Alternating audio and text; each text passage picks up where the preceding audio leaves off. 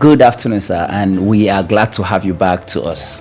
Thank you. Yeah, it has been a long trip for you. Sure. And every time you travel, we always know that it's a long time of learning, expedition, so you can bring back a whole lot of creativity into what we are doing in Aiben. And we know that as the head of this very particular organization, anytime you travel, when you come back, you have a lot to say. I can remember there was this time you were at Mexico, sometimes last year, and then you were I think you were having a coffee over a bar, and then you just snapped a picture and sent to me. You were like, this is what I want. And then you said to me that 99% is not accepted here, always 100%. And so I know that, and everyone who works in Aiben knows that when you come back, it's about 100% to be offloaded. So we want to know a bit about the activity that went on and on in China. And we know that a bit of Turkey is done at some point. Yeah, so we want to know if you can give us a bit of what to expect, by your journey. All right, so thank you so much. Honestly speaking, I think the trip was long overdue. We should have had it a long time ago. It was an exhausting 2 weeks expedition that we did in China. Virtually everything was covered. A lot was learned. And then of course there's so much to give, quite frankly, I couldn't have been more fired up now. We are very ready to give the best like ever. We had a very fulfilling trip. The acceptability was second to none. Virtually everybody wanted to talk to us. We had engagement with Southern China Power. They have resolved to also give us maximum cooperation when it comes to power. The network was seemingly overly very good. You can imagine. The acceptability and all that. So I think there couldn't have been a better time. It was very apt, the journey. China is opening up. They are ready to really collaborate with people or any organization that is more than willing, that also has what it takes in terms of stature, in terms of platform, to be able to accept some of these things. So I think it's just a round peg in a round hole. We are set and ready for it. So we'll be doing integrated power supply. There are a lot of so many options that are being put on the table, from thermal to renewable energy, to solar, to gas, so many things that they are coming to look at some of these things, and I think it's going to be a worthwhile partnership, really. But that wasn't all, Basically, we also touch areas of alternative building methods, because we want to try and see if we can do a quicker turnaround. The timing for which we build houses is way too long, so we waste so much time, so much energy. So we need to cut that. So we've been able to talk to about 3 companies who are more than willing to introduce fabricated houses. So we can actually do 3,000 houses within 3 months. So those are the kind of things, So those are the kind of things we have been able to consummate over there, So we were shocked to realize that, there's so many alternative way of building, so that it's away from this conventional, bricks and mortar that we have, that obviously, required so much time and all of that. So there will be a whole lot of that. Especially in Bluetooth. Particularly too, I am happy with the fact that we met a couple of companies who are also willing to do designing for us. Because most of these things start with designing. Really, we realize that they are willing to give us top-notch designing. So most of the designs that we have, they want to try and see how they can improve on it, and then how they can be able to get the best of it. So we also were able to visit companies that are into cable cards. That was particularly very fascinating for me. We were able to visit Patlomi. They had a partnership with some Switzerland company. They're probably one of the best in China. They deploy cable cards, transport way. And that's part of what we are also proposing at Hutsu. So we have that arrangement ongoing. We hope to consummate it. They have agreed to come down to come and see what we're doing. So I think more than ever, we are more than ready. The trip was indeed very good. There couldn't have been any better word to use. It's very educating. I particularly learned a lot, and I'm happy that I went with my group who saw everything, on time, real time. And there's quite a lot to learn. There's so much improvement that we need to do. In fact, to tell you how dear this thing is to me, some of the things we needed to do, I was able to visit that this morning to quickly, engage the engineers on some few things they're doing. And again, I saw the work going on in Utu. Honestly, I am more than impressed.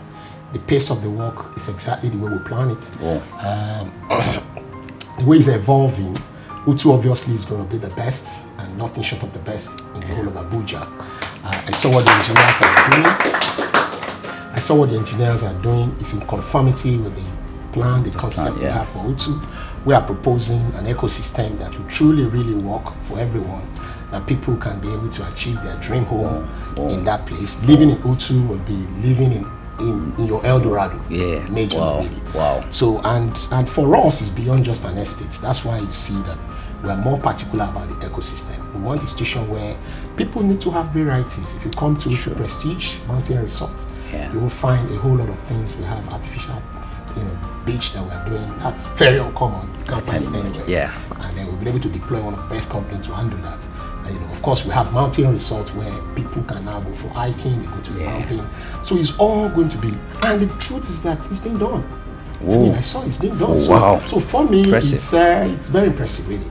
And of course, it's not just there. We also have the Green City, which is opposite. That is the icing, really. It's the deal breaker for me, because we have the Dream City, or rather the Green City, where we want to go green, truly green.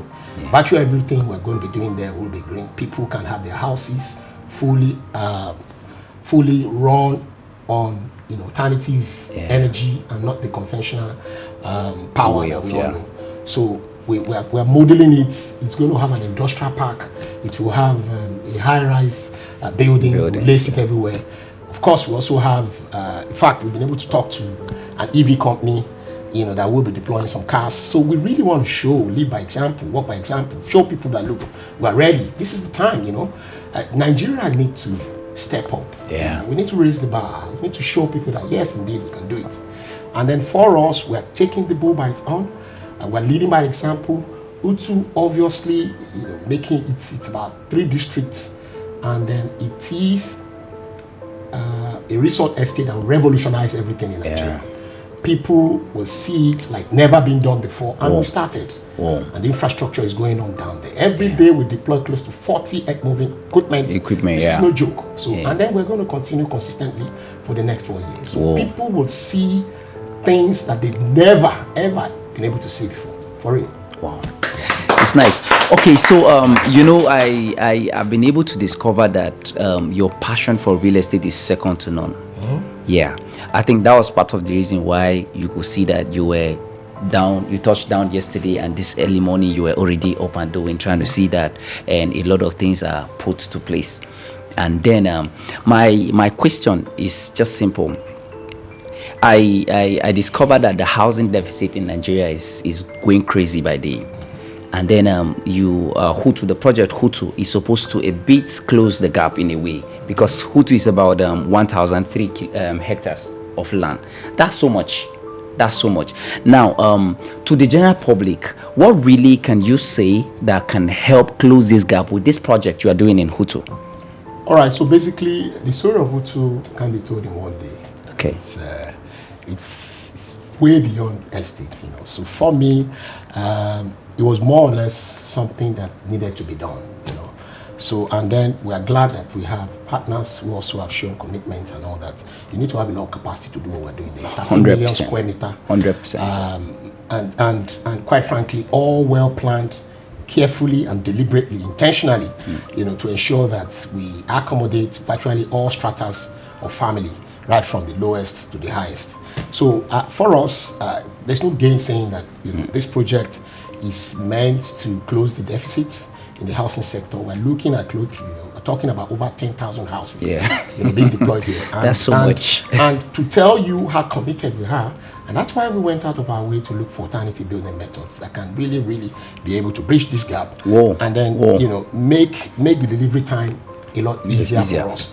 So Nigeria need to be more deliberate about their policy in terms of how we do things. You know. Perfect. Infrastructure is everything. Everything, you know, you need, first of all, to have a beautiful community that can enhance tourism, that can drive up employment, that can help to add to the GDP in FCT, that can be able to have a good city that is well desirable. Everything starts and ends with housing, really. It's very essential, it's not negotiable, and we understand that. And that's why you see that we took it upon ourselves to commit ourselves to infrastructure. The first primary infrastructure, that's the main Utu main access from Airport Road to where you have Utu Exclusive 2, which was formerly Utu Pentaville. It's about 3.7 kilometers. Myself and my partner. That's a long drive. Of course, we didn't stop there. You know, while two of us did that, we have taken it upon ourselves to extend the road to 4 kilometers, all done by Aiben.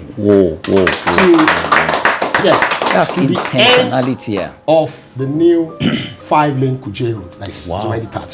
So basically what it means is that it's value for money. Value, actually. For everyone who wants to live in Utu, you are living in a deliberately planned community that could give you what you can never ever imagine. Yeah. We have a situation where from Utu Prestige, if you drive through the other estate there, it's about 3.7 kilometers, and then about 1.1 gets you to Utu Roya, where you have the Polo Resort, and then after which you have the Central Business District, which core, and by the way, the core is Chinatown. And I must tell you, the Chinese government and then so many Chinese companies, you know, in fact, about 10 of them are within the Fortune 500 companies in the world. They are willing to be part of China. That's the good news. That's the good news. They've all shown commitment, their readiness, their willingness to be part of Chinatown. So this is not a project, the regular run-off project. Sure. This is a project that is going to add value to not just FTT, to Nigeria as a whole. Change the narrative even in West Africa, and then by extension in Africa. So it's a deliberate and conscious effort from our own part and our partners to ensure that we do something that will truly, really leave a footprint in the sand of time. You know, for us, it's no longer about doing estates. You know? We've done so much. You know, so we want to do something that will leave a legacy, and then continue to echo the words from generation to generation. And Utu is that project. Utu is that project, and to demonstrate our readiness and willingness, you can see the quantum amount of funds and capital that has been deployed into this place. And we're not stopping. That's great. That's great. This is fantastic. I mean, it's a good time having to converse with you concerning this.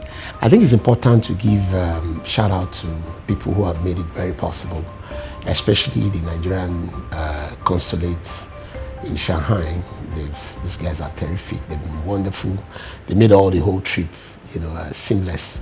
Ambassador Franklin Oguyemi, big shout out to him. I really, really tried to ensure that we had a good walk out there. Of course, Alhaji Hassan, fantastic man. He was all there with us from our trip we visited close to about seven provinces. You know, it was very exhausting, you know, from Guangzhou, you know, Cheyenne to Wuhan, so many areas, you know, that's of interest really, you know. So I think it's important to also, you know, acknowledge the role played by the Nigerian High Commission, as well as, of course, the Nigerian Investment Promotion Council. They are representative in China. That's Alhaji Hassan. A big shout out to them. You know, they make the whole thing possible. It was very exhausting. We had event from beginning to the end of the day. You know, the routine was back to back. From day one, we set our foot in China on 23rd. you know, all through till ceased when we dropped at Beijing. You know, it was all packed events, you know, and these guys made it happen. I think we visited conservatively, I think it was about 30 companies. We had interaction with about 30 companies. We had close to 10 meetings, you know, private business meetings actually. We also had opportunity to visit close to about 10 factories. You know, so it was cool, really cool. I think really the entire period was that of an eye-opening, really. You know, it has set us on another enclave, another level, and we can't be more thankful, you know. And honestly, we want to tell you, as a team in Aiben, we are all ready and fired up, geared up to meet to all that you have gone there to learn to bring back to us. We want to do more with all that you have for us. Thank you so much for traveling for us. Thank you. You're welcome, sir. Thank you. Yes. Thank you, guys.